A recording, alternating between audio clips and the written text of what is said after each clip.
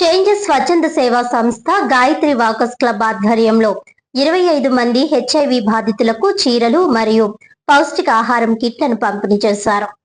ఈ కార్యక్రమానికి ముఖ్య అతిథులుగా cluster program officer G Ramanaidu, Gayatri walkers club president Sridevi, international walkers club president M Prabhavathi, district walkers club director B Srinivas హాజరయ్యారు. ఈ సందర్భంగా cluster program officer G Ramanaidu మాట్లాడుతూ హెచ్ఐవి ఎయిడ్స్ పట్ల ప్రతి ఒక్కరూ అవగాహన కలిగి ఉండాలని, ఏఆర్టీ మందుల గురించి, న్యూట్రిషన్ ఎలా వారు తయారు చేసుకోవాలో రామానాయుడు వివరించి సహాయ సహకారం అందించిన క్లబ్ వారికి కృతజ్ఞతలు తెలియజేశారు. అనంతరం గాయత్రి వాకర్స్ క్లబ్ ప్రెసిడెంట్ మాట్లాడుతూ హెచ్ఐవి ఎయిడ్స్ బాధితులను అంటరాని వారిగా చూడకుండా తోచిన సహాయాన్ని అందజేస్తామని తెలిపారు. తరువాత స్వచ్ఛంద సంస్థ డైరెక్టర్లు, ముఖ్య అతిథులు ఎయిడ్స్ బాధితులకు పౌష్టికాహారం కిట్లను అందజేశారు. ఈ కార్యక్రమంలో changes project manager Panda Durga Bhavani, accountant Surala Siva, Nagadurga, E Gayatri, P Saroja, Susheela, సిబ్బంది తదితరులు పాల్గొన్నారు. అలాగే మనకి గాయత్రి వాకర్స్ క్లబ్ నుంచి సపోర్ట్ చేయడం ఇచ్చారు. మొదటిగా మనకి యువసారి శ్రీరామారావు అలాగే ప్రెసిడెంట్ గారు శ్రీదేవి గారు.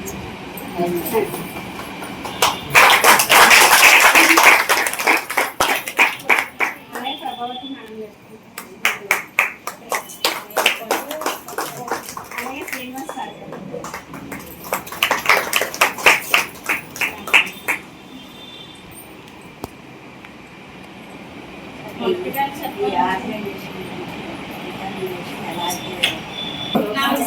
మరి గాయత్రి వాకర్స్ క్లబ్ వాళ్ళందరికీ నమస్కారం. రోజు చేస్తే చాలు మీది 6 దగ్గర హెచ్బి ఉన్నా 11కి వెళ్ళింది, నేను గ్యారంటీ ఖచ్చితంగా వచ్చింది.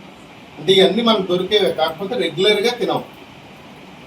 సో మనం అవి తినాలరా అంటే ఏదో అది ఇడ్లీ తిందాము, దోశ తిందాము, అదేదో బజ్జీ తిందాము, ఇటు పోయింది మన మనసు. ఎందుకంటే జవకు రుచి ఉంటుందని నాలుక రుచిని కోరుకుంటుంది కాబట్టి అటు పోయింది. ఆరోగ్యంగా ఉన్నారు అందరూ. సో మా మామ 60, 70, 80 ఏళ్ళు వచ్చినా నడిచి వెళ్ళి ఈ మెట్లన్నీ ఎక్కేది. మనం ఎక్కడరా అంటే ఎక్కేసరికి థ్యాంక్స్ అవుతుంది.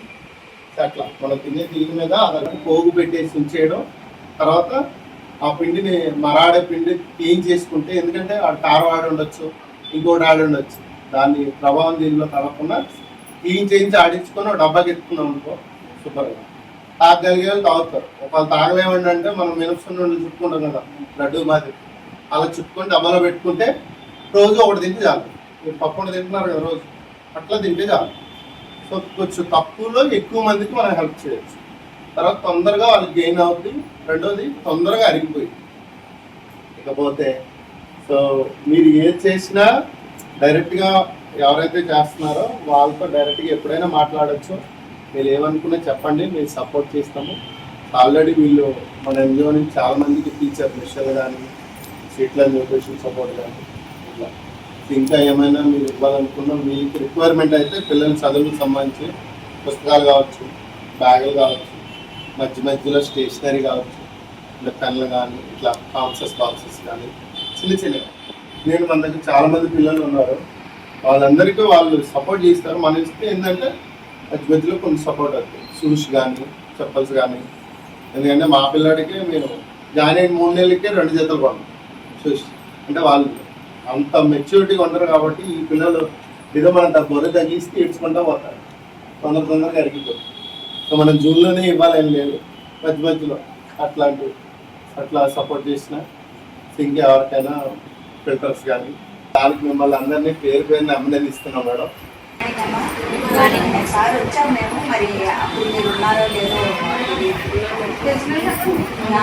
నుంచి ఒక మేడం గారు మిమ్మల్ని పరిచయం చేశారు. అప్పుడు మాకు ఓన్లీ పరిచయ కార్యక్రమమే అయింది.